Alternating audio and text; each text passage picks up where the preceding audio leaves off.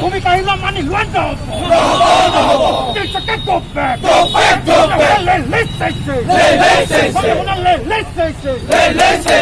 ভূমিকা আহিলে মানি লোৱা নহব কাগজ উদ্যোগ প্ৰদান কৰক কাগজ উদ্যোগ প্ৰদান কৰক। ছাত্ৰ সন্থাৰ আহ্বান মৰ্মে আমি প্ৰতিখন আঞ্চলিক ছাত্ৰ সন্থাই আজি এই প্ৰতিলিপি দিয়া কাৰ্যসূচী ৰূপায়ণ কৰিছোঁ। অসম চৰকাৰে কভিডৰ সুযোগ লৈ ইটোৰ পিছত সিটো হঠকাৰী সিদ্ধান্ত তেওঁলোকে গ্ৰহণ কৰি গৈ আছে। এই কথা আমি কেতিয়াও মানি নলওঁ। তেওঁলোকে এতিয়া উদ্যোগ স্থাপনৰ অজুহাতত কৃষকৰ ভূমিকাহে ল'ব বিচাৰিছে। যি সময়ত সদৌ অসম ছাত্ৰ সন্থাই আমি আন্দোলন কৰি আছোঁ যে কৃষকৰ ভূমি সুৰক্ষিত হ'ব লাগিব, খিলঞ্জীয়াৰ ভেটি মাটি সুৰক্ষিত হ'ব লাগিব।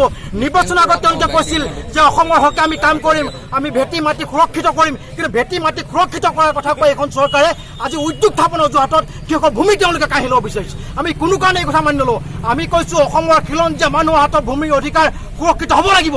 আৰু যেতিয়ালৈকে তেওঁলোকে এই নীতি পৰিহাৰ কৰিছে আমি এটা কথা স্পষ্টভাৱে কৈছোঁ, আমি সমান্তখনলৈ ক'ব বিচাৰিছোঁ, আমি চন্দ্ৰ সম্পাদক ক'ব বিচাৰিছোঁ, কভিডৰ সুযোগ লৈ আপোনালোকে ৰাজনীতি নকৰিব, পৰিস্থিতি ভয়ংকৰ হ'ব কিন্তু এই কথা আপোনালোকক দিয়ে থ'লে।